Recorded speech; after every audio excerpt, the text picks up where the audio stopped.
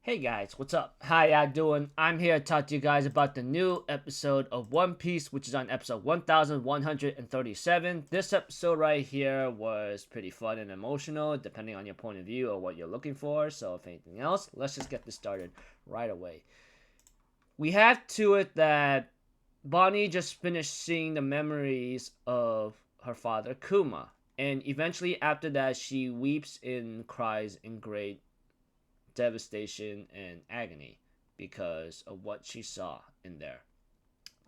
By that time, she meets Vegapunk outside and hugs him and apologizes, saying, "I should not have taken my anger out on you. There's someone else who's at fault and must feel my wrath."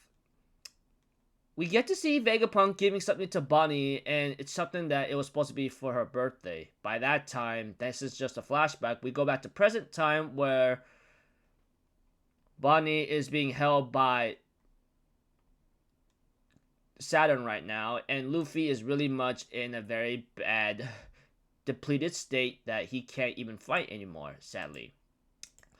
We get to see people reading the news all over the world, and then Saturn's getting ready to kill Bonnie and send her to the afterlife, but Bonnie, on the other hand, tries to make an attack on him involving future distortion Nika attack, or punch.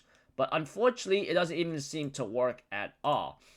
Of course, Saturn's like, "Man, you don't even know how your power works, do you?" And by that time, Saturn realizes that Luffy's eating a lot of meals or eating a lot of food right now, and says, "What are you guys waiting for? Put freaking sea stone prison cuffs on this guy." Of course, I already know who the heck gave Luffy that food, and I think it's already hinted at in this episode, which I will not be saying here unless you watched it. But other than that, we get to see that Saturn explains how Bonnie has her powers, involving like an age fruit that he made an experiment on her mother and the baby, I believe. The only thing that he didn't expect is that the moment your mother inherited the sapphire scales, is all everything went south. But you know what? It was pretty interesting to the very end.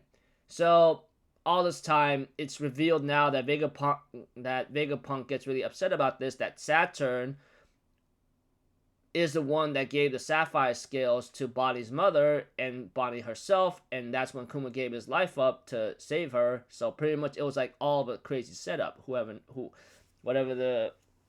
however we perceive it or how we look at it, or how it was presented. By that time, when Vegapunk revealed these information to Bonnie, it looked like it broke her will to possibly fight back or live anymore. By that time, we get to see Bartholomew Kuma show up on the island and tries to possibly reach someone. We have to it that Saturn does not believe that Kuma is here, and by that time, we get to see Bonnie apologizing to her father, saying that she's better off finally going into the afterlife and making it easy for everybody because she's causing all kinds of trouble, and even though she wants to meet him, she lost her will to live.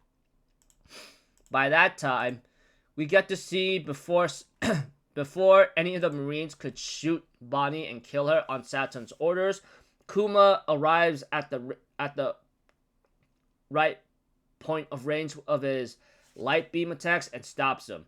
Saturn, getting annoyed, decides to do the job himself, throws Bonnie on the ground, and gets ready to kill her with one of his legs of his Devil Fruit abilities. But Kuma takes the blow, and we have to it that Saturn's really shocked because the moment that Kuma was taken away by the revolutionaries, he pressed the button to self-destruct on Kuma. And by that time, it is now revealed, if it's not too obvious, that the self-destruction mechanism was never installed into Kuma at all. By that time, Kuma ends up having a flashback of his memories of how he suffered and how he had to deal with Saturn all this time. And I think hopefully that is the case, but we don't really know. It's never really confirmed, but it just looks like it from a point of view.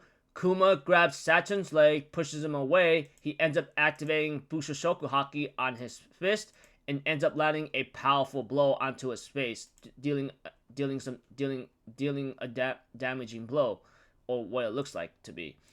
By that time, the opening song ends up playing towards the end, and I thought that was a really good way to handle it, because the opening song didn't play at the beginning of the episode, and it did it at the end. And the way how Toei handled this with Bonnie crying and then like the setup for it, it actually made me emotional. So I give him big props for doing a good job on that. By that time, it ends. By that time, it ends with Kuma like very angry, getting ready to like do more damage if he wants to towards Saturn, and his eyes glowing, one of his eyes glowing bright red, and ends up with being to be continued.